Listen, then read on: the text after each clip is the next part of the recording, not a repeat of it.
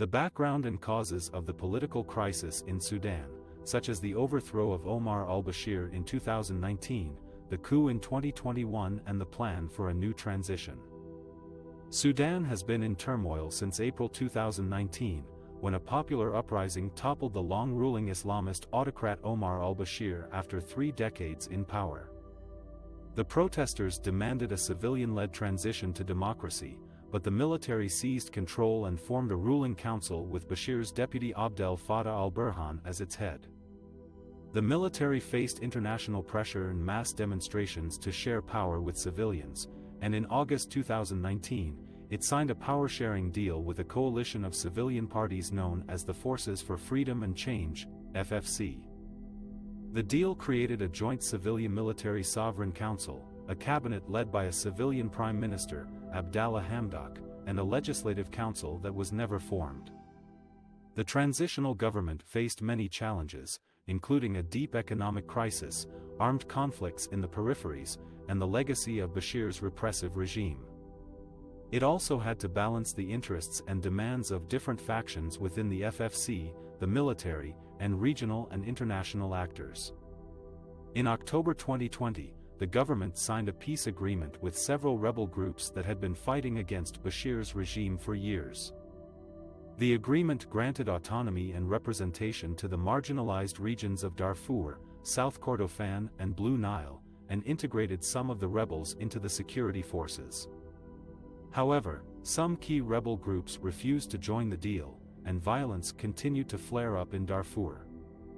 In October 2021, the military staged a coup against the civilian government, arresting Hamdok and dissolving the Sovereign Council and the cabinet. The coup leaders said they acted to prevent a civil war and to preserve the unity and stability of Sudan. They also accused some civilian parties of trying to exclude them from the transition process and of aligning with Bashir loyalists and Islamists. The coup triggered widespread condemnation from the international community and massive protests from the pro-democracy movement, which called for civil disobedience and resistance. The coup leaders faced resistance not only from civilians, but also from some factions within the military and security forces, especially the Rapid Support Forces, RSF, a powerful paramilitary group led by Mohammed Hamdan Dagalo, also known as Hemedti, who was Burhan's deputy on the Sovereign Council. The RSF had been instrumental in ousting Bashir in 2019 and had been accused of committing atrocities against civilians in Darfur and Khartoum. However, Hemedti had also tried to reinvent himself as a statesman and a partner of the civilian parties in the transition. He had supported an internationally backed plan to launch a new transition with civilian parties that would sideline Bashir loyalists and veterans who had regained influence following the coup. The plan also required both the army and the RSF to cede power and to integrate under a unified command with civilian oversight. The plan was supposed to be signed in early April 2022, on the 4th anniversary of Bashir's overthrow. However, tensions between Burhan and Hemedti escalated over the terms of the plan, leading to clashes between their forces in Khartoum and other parts of Sudan. The fighting has killed hundreds of people, displaced hundreds of thousands more, and threatened to plunge Sudan into a full-scale civil war. The international community has been trying to mediate between the warring parties and to restore calm and dialogue. A 72-hour ceasefire was agreed on by both sides on April 25, but reports of sporadic shooting and troop movements have continued.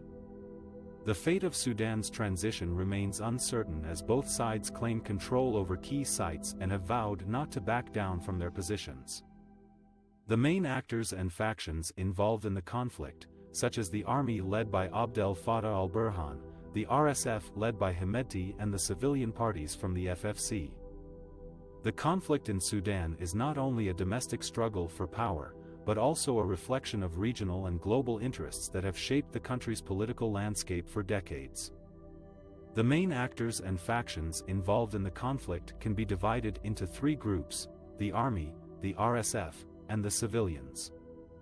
The army is led by General Abdel Fattah al-Burhan, who heads the Transitional Sovereignty Council, TSC, the highest executive authority in Sudan. Al-Burhan was one of the leaders of the 2019 coup that ousted former President Omar al-Bashir, who had ruled Sudan for 30 years. Al-Burhan is seen as a pragmatic and moderate figure who has tried to balance the interests of different domestic and external actors. He has also sought to integrate the RSF into the army's ranks, a move that would reduce the influence of his rival, Hemedti. The RSF is a paramilitary group led by General Mohammed Hamdan Dagalo, better known as Hemedti. The RSF emerged from the notorious Janjaweed militias that were accused of committing atrocities in Darfur during al-Bashir's regime.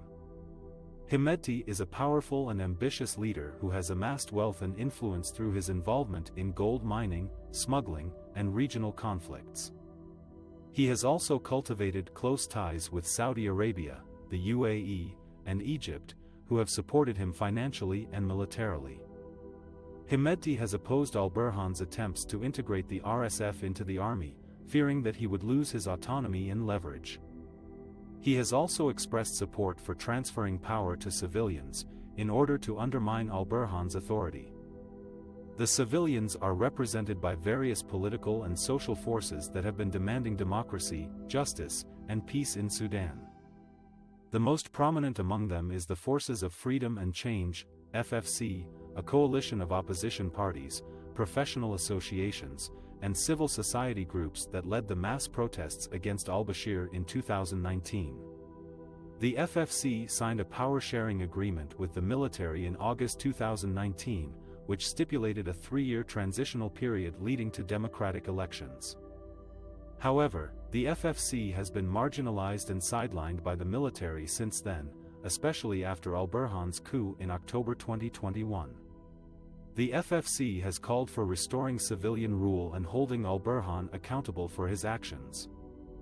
Alongside the FFC are movements of armed struggle that have been fighting against al-Bashir's regime and its successors for years.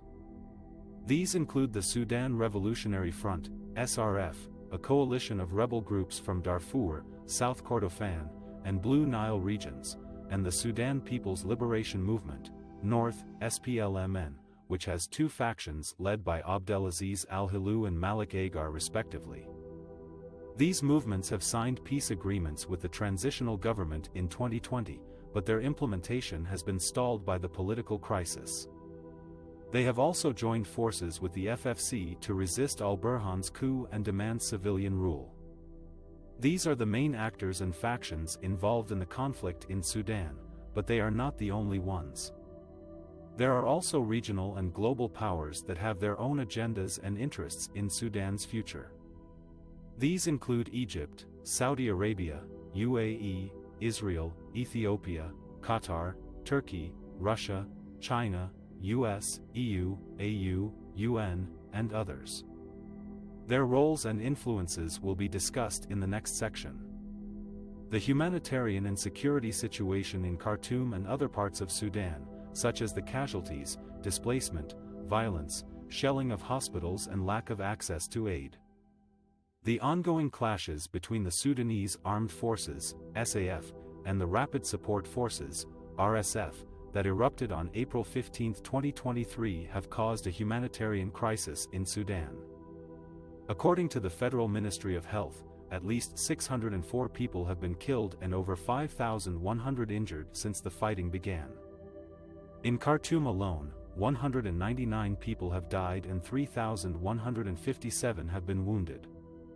The violence has also triggered massive displacement, with about 736,000 people internally displaced within Sudan and over 150,000 people fleeing to neighboring countries. Most of the displaced people are from Khartoum, followed by West Darfur and South Darfur. The conflict has also disrupted the delivery of basic services and humanitarian assistance to millions of people in need. In Khartoum, 61% of health facilities are closed and only 16% are operating as normal, leaving many people without access to health care. Some hospitals have been shelled or looted by armed groups, endangering the lives of patients and medical staff. The prices of food, fuel and other essential goods have skyrocketed due to insecurity and shortages, making them unaffordable for many people. Humanitarian actors have faced attacks and looting of their assets and offices, hampering their ability to reach those most in need. Additional funding is urgently needed to support the humanitarian response. The situation in Abyei, a disputed oil-rich border region between Sudan and South Sudan, is also precarious. The outbreak of violence in Sudan has threatened to derail the progress made on resolving the border issues and creating an environment conducive to peaceful coexistence. The deployment of the UN Interim Security Force for Abyei, UNISFA, has been disrupted by the fighting, affecting its capacity to protect civilians and monitor the situation. UNISFA is also monitoring the potential impact of the fighting on local intercommunal relations and the influx of displaced persons or armed groups into the area. The international community has expressed its concern over the humanitarian, security, economic and political consequences of the developments in Sudan.